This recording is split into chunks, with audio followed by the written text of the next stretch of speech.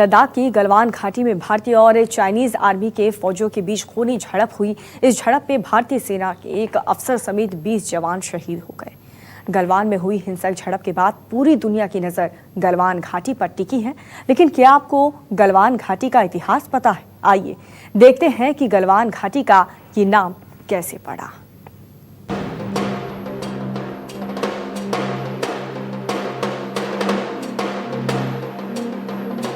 पूर्वी लद्दाख में भारत और चीन के बीच सैन्य तनाव का केंद्र बनी गलवान घाटी पिछले कई दिनों से चर्चा में है। इससे पहले 1975 में भी चर्चा में आई थी। सोमवार की रात यहां सेना के जवान आपस में भिड़ गए, जिसकी वजह से गलवान घाटी खून से लाल हो गई।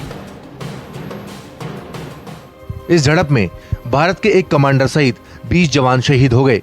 वहीं चीन के 43 से ज्यादा जवानों को जिंदगी से हाथ धोना पड़ा।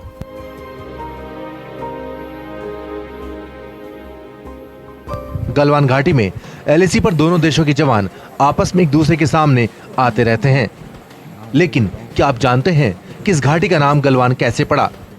तो गलवान नाला जाते समय ब्रिटिश के जो ट्रेकर और एक्सप्लोरर जो ना बीच में रास्ता भटक गया, तो रसूल गलवान का एक चैलेंज था कि उनको सही सलामत जगह पर पहुंचाने के लिए, मगर उन्होंने बहुत मेहनत के साथ उस नाले को पार करके सब काबिला को सही सलामत मंजिल तक पहुंचाया। तो डिमोर जो कि ब्रिटिश का एक एक्सप्लोरर और ट्रेकर है, उसने बहुत खुश हुआ। उन्होंने बोला आपको क्या इनाम चाहिए और क्या होना चाहिए? तो उन्होंने बोला मुझे कुछ इनाम नहीं चाहिए, इस जगह का नाम जो ना गलवान नाला होना चाहिए। इतना तो आप समझ ही गए होंगे कि भारत के ही रहने वाले गुलाम रसूल गलवान के नाम पर इस घाटी का नाम पड़ा। तो उन्होंने बोला आपको क्या इनाम चाहिए और क्या होना चाहिए? तो उन्होंने बोला मुझे कुछ इनाम नहीं चाहिए, इस जगह का नाम जो ना गलवान नाला होना चाहिए। ये है मोहम्मद आमिन गलवान और इनके ही दादा थे गुलाम रसूल गलवान। चीनी सेना से झड़प के बाद आमिन गलवान सामने आए और उन्होंने दावा किया कि जब ये घाटी 1899 में भी भारत में ही थी, जहां अंग्रेजी सरकार के हुक्मरान ट्रैकिंग करने जाया करते थे और यहां रहा करते थे, उस घाटी पर चीन कैसे अपना अधिकार जता रहा है। जिस घाटी का नाम ही इनके दादा के नाम पर पड़ा है, उसे कैसे कोई अपना बता सकता है?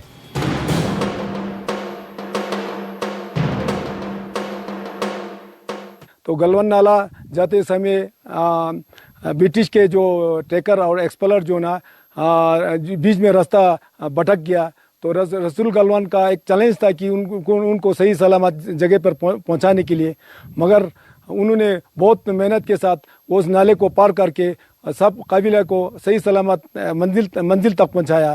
तो डिमोर जो कि ब्रिटिश का एक एक्सप्लोरर और ट्रेकर है, उसने बहुत खुश हुआ। उन्होंने बोला आपको क्या इनाम चाहिए और क्या होना चाहिए? तो उन्होंने बोला मुझे कुछ इनाम नहीं चाहिए, इस जगह का नाम जो ना गलवान नाला होना चाहिए। गुलाम रसूल गलवान का मकान आज भी लेह में मौजूद है। अंग्रेज अधिकारियों ने रसूल गलवान के काम से खुश होकर उन्हें म्यूजियम के सामने ही मकान बनाकर रहने की इजाजत दी। हालांकि लेह के कुछ बुद्धिजीवियों का मानना है कि नदी के स्रोत का पता लगाने वाले दल का नेतृत्व गुलाम रसूल गलवान ने किया था, इसलिए नदी और उसकी घाटी को गलवान बोला जाता है। वह उस दल का हिस्सा थे जो चांग छेनमो घाटी के उत्तर में स्थित इलाकों का पता लगाने के लिए तैनात किया गया था। Bureau report, news 24।